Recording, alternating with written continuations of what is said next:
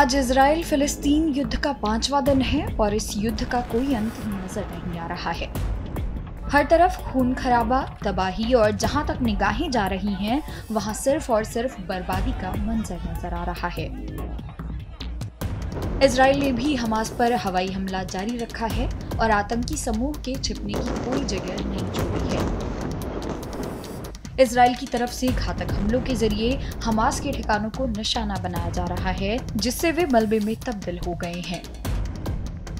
साथ ही इजरायली विमानों ने सुरंगों को मिस कर दिया है। पूरी आक्रामकता के साथ इजराइल आगे बढ़ रहा है। ऐसे में इजरायली रक्षा मंत्री योव गैलेंट ने कहा कि सेनाएं हमास के ठिकानों के खिलाफ पूर्ण आक्रमण की ओर बढ़ रही हैं।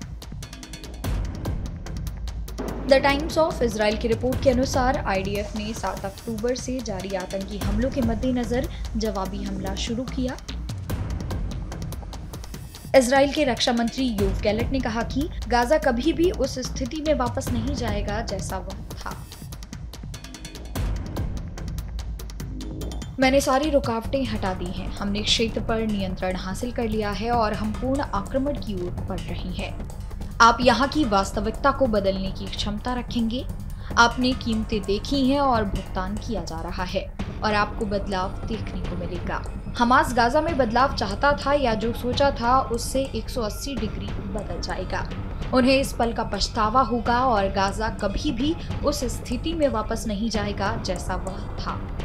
इजराइल अपनी पूरी ताकत से और बिना किसी समझौते के उनको खत्म करेगा, जो महिलाओं की हत्या करने, होलोकॉस्ट से बचे लोगों को मारने आएगा।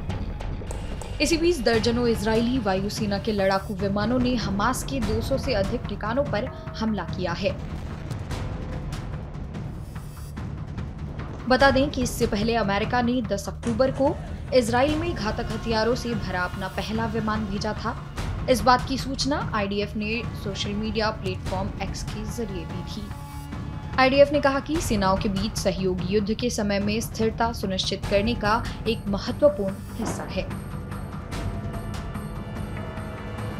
अमेरिकी हथियारों को ले जाने वाला पहला विमान आज शाम दक्षिणी इजराइल के नेवातीम एयरबेस पर पहुंच गया है। हमारी सेनाओं के बीच सहयोग युद्ध के समय में क्षेत्रीय सुरक्षा और स्थिरता सुनिश्चित करने का एक महत्वपूर्ण हिस्सा है। हालांकि आईडीएफ ने यह नहीं बताया है कि उसे किस प्रकार के हथियार या सैन्य उपकरण मिले हैं। अब तक इस हिंसा में इजराइल में मरने वालों की संख्या 1600 से अधिक हो चुकी है और हजारों लोग घायल हो गए हैं।